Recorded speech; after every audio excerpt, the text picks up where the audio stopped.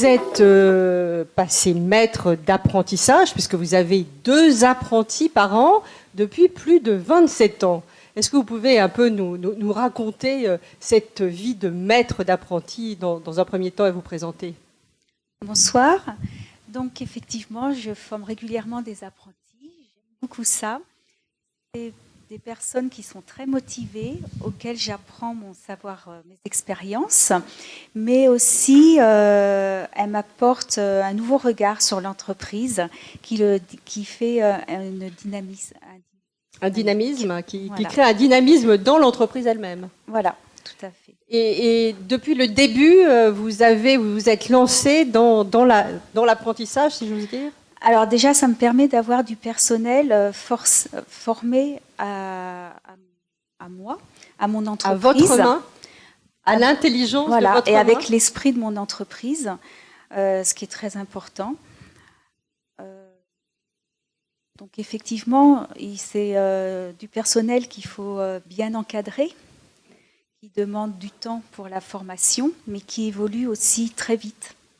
Et donc là, à côté de vous, vous avez une de vos apprenties. Vous êtes depuis 2 ans avec Christine Chauvin, c'est ça? Oui, c'est bien ça. Donc ça va faire 2 ans que je suis chez Madame Chauvin, à l'Institut Christine. Je prépare actuellement mon brevet professionnel d'esthétique. En 2 ans, au CFA d'Hermont. J'ai avant passé mon CAP et j'ai passé le concours des meilleurs apprentis de France en esthétique. Alors, ce qu'il faut dire, c'est que vous êtes une étudiante qui a accumulé les distinctions. Si je lis bien ma fiche, vous avez une médaille d'or, vous êtes meilleur apprenti de France. Alors racontez-nous un peu comment on vit ça quand on est aussi jeune et qu'on est encore apprenti. Bah écoutez, j'ai commencé l'esthétique très jeune, j'avais 15 ans quand j'ai commencé l'esthétique. Donc à l'heure d'aujourd'hui, c'est une passion. Exactement. Passionnément artisan. Exactement. Donc je n'ai que 18 ans à l'heure d'aujourd'hui. J'ai décidé de choisir l'esthétique parce que c'est un métier qui a besoin de relationnel avec les clients. J'aime beaucoup ce côté-là et surtout le bien-être, apporter du bien-être et de la satisfaction à des clients qui en ont certainement besoin. Et donc choisi de rentrer directement en CAP après l'école parce que je voulais arrêter l'école qui n'est pas quelque chose pour moi. Je voulais rentrer directement dans un métier de pratique. Et vous avez trouvé votre voie grâce à l'apprentissage. Exactement, j'ai trouvé ma voie par rapport à l'apprentissage parce qu'on apprend beaucoup. On a un maître d'apprentissage qui est là pour nous former ainsi que l'école qui sert beaucoup. Alors justement, pour rebondir sur les maîtres d'apprentissage qui sont là pour vous former, Fabienne Vanham, vous êtes meilleure aussi ouvrier de France. Et vous avez décidé d'arrêter, j'allais dire, l'action pour passer à la transmission. Vous êtes professeur. Vous êtes professeur d'Orlan aussi? Bonsoir. Non, je ne suis pas cette année professeur d'Orlan, mais je connais très bien Orlan puisqu'on a ensemble concours meilleur apprenti de France. Donc c'est vrai que moi j'ai choisi d'enseigner en centre de formation d'apprentis parce que j'étais artisan avant du professorat. Et c'est vrai que je voulais garder cette passion du métier, puis en même temps ce côté relationnel avec les entreprises, parce que je pense que c'est très important. Donc voilà, j'enseigne aujourd'hui sur des niveaux CAP, sur des brevets professionnels et puis des BTS, puisque nous avons aussi le BTS en esthétique. C'est un grand saut que vous avez fait. Oui. Et maintenant, moi ce que je vais vous demander à Johanna Perra, parce que vous êtes développeur de l'apprentissage, c'est ça votre titre exact? Effectivement, développeur d'apprentissage. En quelque sorte, vous êtes une chercheuse de tête. Vous cherchez l'apprenti d'un côté et puis vous cherchez la bonne entreprise qui va prendre l'apprenti. Alors oui, effectivement, c'est un petit peu ça. Je suis développeur de l'apprentissage pour le CFA de la Chambre des métiers, donc les 3 sites, Aubonne, Villiers-le-Bel et Cergy. Et votre rôle consiste en quoi exactement? Alors en fait, si vous voulez, je m'occupe... Alors il y a plusieurs axes. Déjà, je rencontre beaucoup de jeunes donc dans des établissements scolaires, essentiellement les collèges, mais aussi les lycées, puis au travers de forums et de salons, pour informer les jeunes, pour je m'occupe du développement et de la promotion de l'artisanat et de l'apprentissage sur le département. Voilà, donc c'est pour que les jeunes aient une meilleure connaissance de l'artisanat et de l'apprentissage. Vous avez l'impression qu'aujourd'hui les jeunes ont envie d'aller dans l'apprentissage? Il y en a beaucoup, oui, bien évidemment. D'ailleurs, c'est le cas d'Orlan. C'était le cas d'Orlan. Elle était très motivée pour ça, elle a réussi. Oui, bien évidemment, c'est le cas de beaucoup de jeunes. Donc il s'agit de les informer pour qu'ils aient la meilleure connaissance possible pour choisir leur voie. Et pourquoi c'est si important, finalement, qu'une entreprise artisanale ait des apprentis ? Madame Chauvin pourra répondre, mais comme elle l'a dit, c'est une transmission aussi. C'est important. Alors, il faut savoir qu'il y a quand même beaucoup de jeunes, lorsqu'ils sont formés par des employeurs, sont ensuite gardés par les employeurs. Donc, c'est un bon moyen aussi pour les entreprises. Pour trouver un emploi. De trouver du personnel qualifié et formé à sa manière. C'est vrai qu'on a beaucoup de jeunes, ce n'est pas le cas c'est pas la totalité des jeunes, mais on a beaucoup de jeunes qui sont formés dans les entreprises et restent ensuite dans les entreprises, sont embauchés ensuite en CDD ou en CDI très souvent. C'est facile de trouver des entreprises qui prennent des apprentis ou vous avez l'impression qu'elles sont un peu rétives ? C'est quand même dans la culture de l'artisanat de former des jeunes. Voilà. Donc je ne vais pas dire que c'est rentré dans les mœurs, mais quasiment. Il y a énormément d'entreprises qui forment des jeunes. Voilà. Alors pas sur les mêmes niveaux tout le temps, parce que nous, par exemple, on forme du CAP au BTS dans notre établissement. Donc après, tout dépend du niveau, mais non, il y a énormément d'entreprises qui forment des jeunes, et heureusement. Christine Chauvin, l'apprentissage, c'est quoi ? C'est la pérennité de l'entreprise pour vous ? Tout à fait. Et puis, d'arrêt, ça nous montre la jeunesse, l'évolution, surtout la mode. Donc c'est important d'avoir une sonde comme ça, l'évolution des jeunes demandent. C'était très important de travailler en même temps avec le CFA pour que les jeunes aussi comprennent l'importance de l'école et de l'entreprise. J'attends que l'école donne les bases à l'apprenti et après je les adapte à l'entreprise, comme je fais d'ailleurs quand je fais des formations. À les bases et on l'a. Quels sont les liens que vous avez avec justement l'entreprise, Fabienne ? C'est un partenariat, donc c'est vrai que dès que la formation de l'apprenti démarre, nous prenons contact avec l'entreprise. Il y a aussi les visites d'entreprise pour qu'on puisse se rendre compte aussi du milieu de l'entreprise où évolue le jeune. Donc c'est vrai que ce relationnel est très important. Les apprentis ont aussi un carnet d'apprentissage ou un livret d'apprentissage sur lequel est noté tout ce qu'elle réalise en entreprise. C'est aussi un lien d'échange avec le maître d'apprentissage s'il y a des demandes, des commandes ou des remarques. Ça nous permet aussi, lorsque l'apprenti revient au CFA, de vérifier un petit peu ce qui a été fait en entreprise. Donc c'est vraiment un partenariat.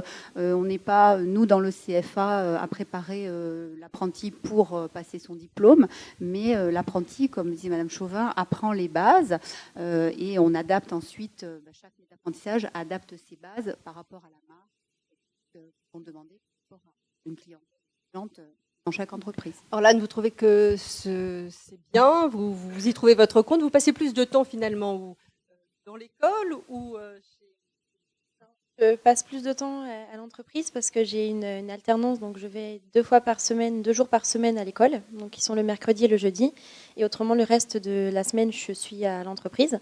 Moi, ça me convient très bien d'apprendre les bases à l'école parce que les professeurs, ils nous apprennent le niveau scolaire. Mais c'est vrai qu'à l'école, en entreprise, on a quand même besoin d'un côté professionnel parce qu'on ne peut pas se permettre d'utiliser les techniques de l'école à l'entreprise. Par moments, ça fait un peu trop scolaire et les clientes ne se sentent pas forcément à l'aise. Donc, on est obligé quand même d'avoir ce côté professionnel et institut qu'apporte justement le maître d'apprentissage. Et vous, Christine, comment vous la coachez finalement ? C'est-à-dire que quand elle arrive de l'école, vous trouvez qu'elle est trop scolaire, j'allais dire, ou bien au contraire, le CFA déjà est un premier pas vers le professionnalisme et vers l'artisan qu'elle va devenir. C'est un premier pas, mais l'école ne peut pas tout apprendre. Il y a le contact client déjà que l'école ne peut pas apprendre.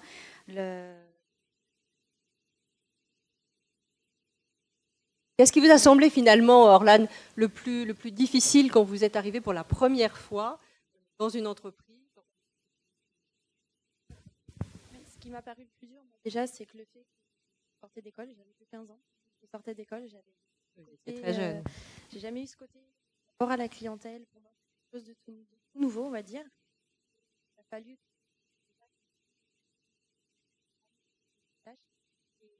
prendre justement les bases de...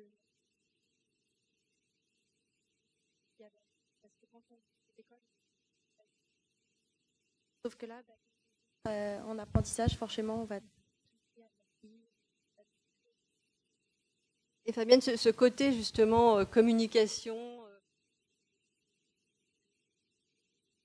développé, vous leur apprenez à prendre plus d'assurance? Tout à fait, parce qu'elles ont des cours de vente. Alors bien sûr, avec des situations qui ne sont pas bien sûr réelles comme entreprise, mais on essaie quand même de leur donner cette base-là. Et ce que je disais tout à l'heure, c'était aussi un partenariat, parce que le assure dans un différentiel examen. Et après, le côté pratique, elles peuvent mettre en fixe, prennent au CFA dans la... Alors, on disait tout à l'heure, l'apprenti d'aujourd'hui, c'est l'artisan de demain. Orlane, vous comptez monter votre entreprise, reprendre une entreprise, vous mettre à votre propre compte? Oui, là déjà, je vise, après mon BP, je vise mon BTS esthétique, parce que les diplômes qu'il faut. Donc, vous allez continuer vos études derrière. Exactement, je vais aller jusqu'au bout. Et après, par la suite, j'aimerais soit reprendre ou alors créer mon propre institut ou mon propre spa. Et ça, c'est le cas de la majorité de vos élèves dans les CFA? On a un très beau taux d'insertion. C'est vrai qu'on a beaucoup d'élèves qui vont rester salariés dans les entreprises, mais on en a aussi beaucoup qui créent leur entreprise, qui restent en contact avec nous parce qu'elles deviennent maîtres d'apprentissage. Elles viennent ensuite elles prennent donc après des apprentis, et c'est vrai que l'autre, mais on a beaucoup d'apprentis qui sont effectivement dans et qui veulent, quand on discute avec elles, se mettre en compte. J'ai tendance à me retourner vers vous, Johanna, là, parce que finalement, vous allez dans les collèges. On a tellement entendu dire que l'apprentissage considéré par l'éducation nationale, des élèves qui ne réussissaient pas, une voie de garage. Est-ce qu'aujourd'hui, vous avez l'impression que les mentalités sont en train de changer là-dessus? Ça, effectivement, c'était peut-être le cas avant. Les mentalités évoluent, et heureusement. Je pense qu'il y a quand même beaucoup de professeurs qui comprennent que quand il y a un jeune qui est intéressé par un métier, parce qu'avant tout, c'est une histoire de motivation, pas une histoire de notes. C'est on se dirige vers la voie professionnelle parce qu'on est attiré par un métier. Et c'est la première motivation qui doit nous attirer justement vers ce métier. C'est la voie professionnelle, on y va si on est attiré par un métier. Et les mentalités évoluent parce que lorsqu'il y a des jeunes qui sont intéressés par des métiers, des filières qui se préparent dans la voie professionnelle, on a de plus en plus de jeunes et de professeurs et de parents qui laissent les jeunes aller dans la filière qu'ils ont choisie. Voilà, il faut que ce soit vraiment quelque chose de voulu et pas un choix par défaut. Et juste si je peux me permettre, pour rebondir sur ce qui a été dit tout à l'heure, donc effectivement, le CFA et l'entreprise, c'est vraiment un travail collaboratif, on travaille vraiment ensemble. Maintenant, comme l'a dit Orlane, quelle que soit l'alternance de toute manière, le temps passé en entreprise est bien plus important que le temps passé au CFA. Il faut savoir quand même que la partie professionnelle, elle est très largement développée quand on est en alternance. Mais ça, c'est la force de l'apprentissage et c'est la vraie valeur de l'apprentissage, puisque c'est grâce à ça que les jeunes aussi peuvent se vendre beaucoup plus facilement ensuite, puisque les jeunes qui sortent d'un CFA trouvent assez facilement et rapidement du travail ensuite, parce qu'ils ont de l'expérience professionnelle. Qualifiée et expérience Absolument. professionnelle. Alors là, on voit un peu le côté idyllique, Madame Chauvin. Mais enfin, justement, vous passez beaucoup de temps avec vos apprentis, Orlane le dit, Fabienne le dit. Est-ce qu'il n'y a pas un côté très lourd, finalement, pour le chef d'entreprise, cet apprentissage? Non, c'est sûr que c'est une responsabilité, mais moi, ma clientèle est habituée aussi, elle aime aussi. L'apprenti va attirer même une clientèle de jeunes, justement. Ça dynamise vraiment beaucoup l'entreprise. Donc après, il faut avoir le bon encadrement et habituer la clientèle. Et elle aime ça, en fait. Ça apporte une jeunesse. Je voulais dire aussi que ça a apporté une bonne expérience parce que maintenant on voit beaucoup de chômage où les personnes ne veulent pas embaucher parce que la personne manque d'expérience et là elle l'a. Donc, alors on voit bien, là encore, les avantages, mais est-ce que l'avantage pour vous finalement, l'avantage d'avoir des apprentis, quels sont les bénéfices pour vous, chef d'entreprise, directement? c'est surtout d'avoir quelqu'un qui travaille comme je veux, qui est formé à mon entreprise.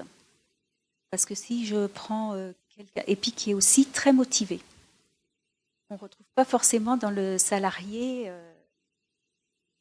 lui, il arrive et il n'a pas forcément envie d'être formé. Tandis que là, un apprenti est toujours demandeur de formation supplémentaire. Je vois Orlan, elle peut voir une nouvelle technique.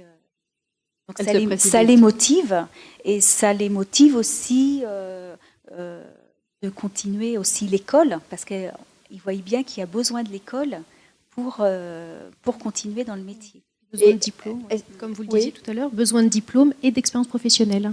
Et est-ce que ça apporte aussi un dynamisme à votre entreprise, le fait d'avoir des jeunes Ah oui, et puis ça nous fait remettre aussi en question parfois. Donc voilà, il n'y a pas de routine comme ça. Et ça nous met toujours, il faut toujours aller en avant. Et pour moi, c'est l'avenir, quoi. Emmanuel Chaillet, vous aussi, vous êtes délégué des relations institutionnelles de la MAF, comme je le disais tout à l'heure. La MAF, c'est un partenaire depuis très très très longtemps des chambres de métiers de l'artisanat. Vous aussi, vous avez des apprentis chez vous? Oui, nous avons des apprentis. C'était un témoignage, effectivement. C'est une autre vision des choses. C'est-à-dire que une entreprise comme la nôtre, qui aujourd'hui a 7500 salariés, excusez-moi. Donc ça veut dire qu'il n'y a pas que les petites entreprises. Il n'y a pas que les petites entreprises, effectivement. Qui peuvent avoir. Nous sommes une boîte de 7500 personnes et nous avons beaucoup d'apprentis, d'alternants qui sont soit en contrat d'apprentissage, soit en contrat de professionnalisation. Et avec lesquels nous préparons des diplômes de tout niveau. Ça va des licences professionnelles, des masters, des BTS. Nous avons même une formation d'ingénieurs pour des experts très pointus en matière d'expertise de sinistre avec une école spécialisée. Donc nous avons aussi ce système-là et pour nous c'est vraiment tout bénéfice parce qu'on s'aperçoit que on a des gens qui sont motivés et c'est pour nous une très très bonne préparation dans l'embauche des futurs collaborateurs. Vous avez aussi parlé pas mal de temps passé par les maîtres d'apprentissage. Nous ce sont des tuteurs, des salariés de l'entreprise qui apportent leur savoir-faire et ce qu'on peut signaler c'est que ces tuteurs sont chaque année plus motivés et que ceux qui ont déjà formé un apprenti souhaitent renouveler l'expérience. Donc il y a vraiment, c'est vraiment des expériences qui sont dans l'immense majorité des cas très réussies chez nous. Alors la MAF aussi, vous suivez tous ces apprentis, vous les aidez dans leur vie, dans leur façon d'être également, puisque je crois que vous les suivez aussi sécurité routière, vous les accompagnez aussi dans le sport. La MAF est très présente auprès de tous ces apprentis, pas simplement les apprentis de la MAF, j'entends bien, mais les apprentis... non, là on parle des apprentis en général. Mais ça c'est lié à notre histoire. Ça c'est lié à notre histoire. Juste rappeler que la MAF a été créée en 1950 par les artisans, pour les artisans et notamment par des chambres de métiers. Donc de cette histoire commune...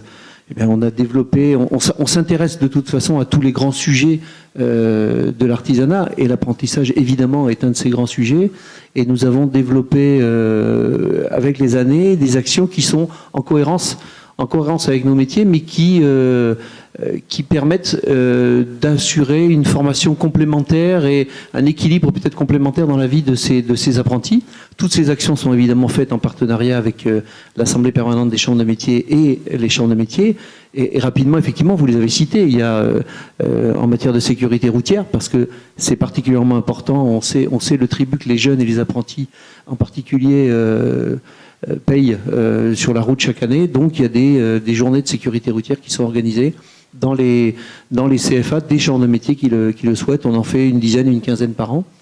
Il y a également un investissement qui est fort dans le sport, le développement du sport en apprentissage, et ça depuis 1992. On ne va pas développer ici les vertus du sport, hein, et c'est particulièrement important pour les apprentis. Et donc nous sommes partenaires d'une association qui est soutenue par les gens de métier, qui développe des rencontres sportives entre apprentis. Alors là, chaque vous année. connaissez tout ça?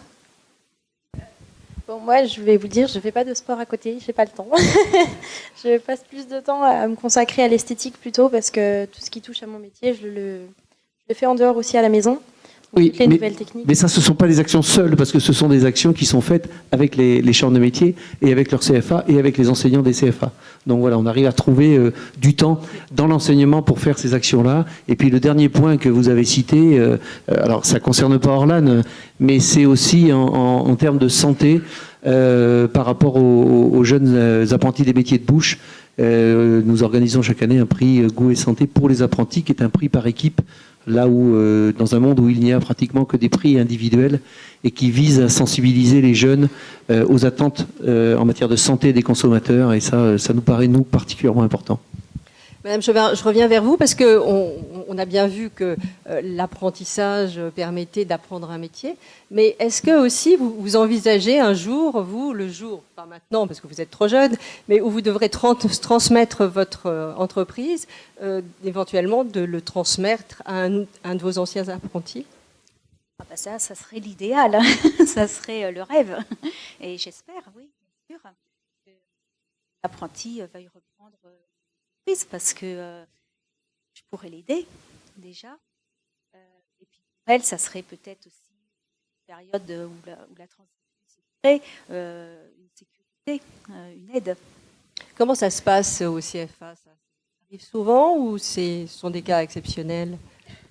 Johanna ou Fabienne? Ce genre de situation, oui, si, arrive. Et là, je pense que là, c'est une vraie fierté pour l'employeur de pouvoir transmettre, donc en plus d'avoir transmis la passion de son métier, il transmet après son entreprise. Là, c'est une vraie réussite. Et on a quelques cas de figure, oui, on a quelques jeunes dans cette situation. Hein. Monsieur Rayet? Oui, dans la vie de tous les jours, dans la vie de suivi des entreprises en matière d'assurance, on voit beaucoup d'entreprises qui sont transmises soit, en général, c'est pas un apprenti forcément, mais transmises à un salarié, soit à la famille, soit à un salarié, ça arrive très souvent. Et là, la MAF aide et accompagne, j'allais dire. D'une manière générale. Alors, il y a des actions, mais c'est pas le sujet du débat. Donc, il y a des actions aussi sur la transmission reprise que l'on mène avec les chambres de métiers. C'est pas le sujet. Mais on assure de toute façon le repreneur qui nous est présenté par quelqu'un qui est assuré chez nous. Donc, il n'y a aucun souci. Mais c'est encore plus facile quand c'est un salarié, quand c'est un membre de la famille. Bien évidemment, on peut y aller encore plus en confiance. On a fait le tour du sujet, ou j'ai oublié quelque chose d'important que vous voudriez rajouter, Orlan?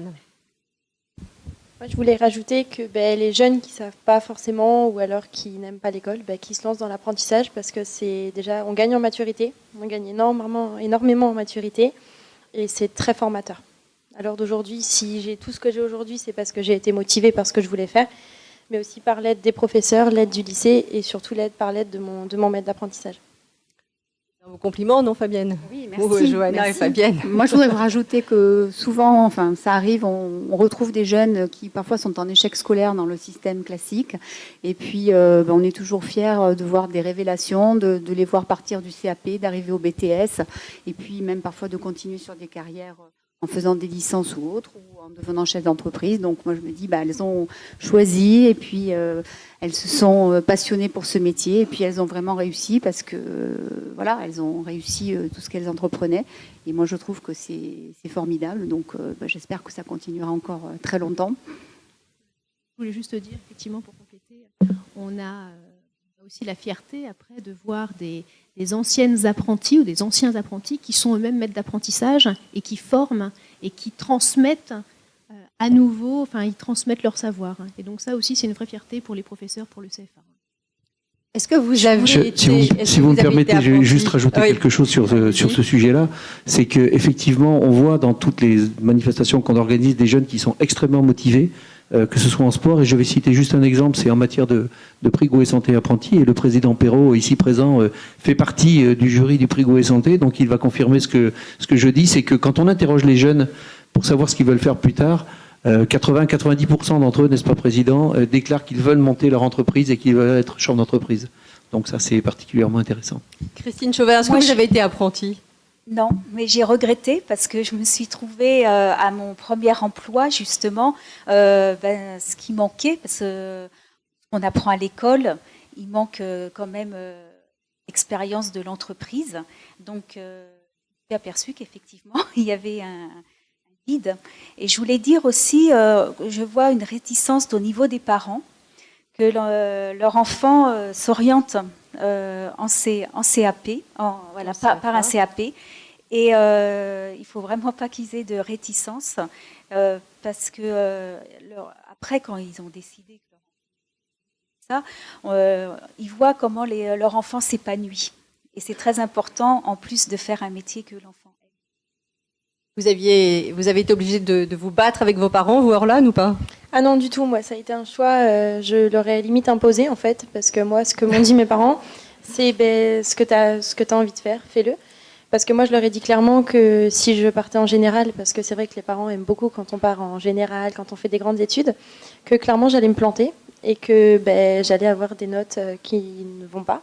Et que plus tard, ça pourrait jouer justement sur ma carrière et sur mes études que j'aurais voulu envisager. Donc moi, je suis rentrée directement en apprentissage et mes parents m'ont accompagnée, m'ont aidée. Et encore à l'heure d'aujourd'hui, ils sont derrière moi pour tout ce que je fais, pour le BP, le BTS. Et puis pour mon concours, ils ont été très présents aussi, très très présents. Johanna, le plus grand obstacle, ce sont les parents ou bien l'éducation, enfin les professeurs quand vous allez dans les collèges ? Je serais incapable de répondre à la question parce que ça dépend complètement des situations. Peut-être les parents qui envisagent, comme le dit Orlane, enfin comme elle le disait, des études plus longues peut-être pour leurs enfants, mais à partir du moment où le parent a compris vraiment l'intérêt du jeune l'intérêt de son enfant pour la filière, bon, c'est vrai que parfois il y a discussion, c'est pas toujours évident, mais le jeune après, il ne peut que s'épanouir. Un jeune s'épanouit lorsqu'il fait ce qu'il a envie de faire. Merci à toutes et à tous. Là, donc, fin de cette première émission. On en a bien compris, j'espère que vos témoignages, mesdames et messieurs, vous auront tous convaincus que l'apprentissage, c'était la voie d'excellence et que ça la permettait de transmettre à la fois un savoir-faire, mais aussi de pouvoir avoir un métier et avec une vraie qualification et une vraie formation. Voilà, fin de cette première émission. À bientôt sur l'antenne de Passionnément Artisan.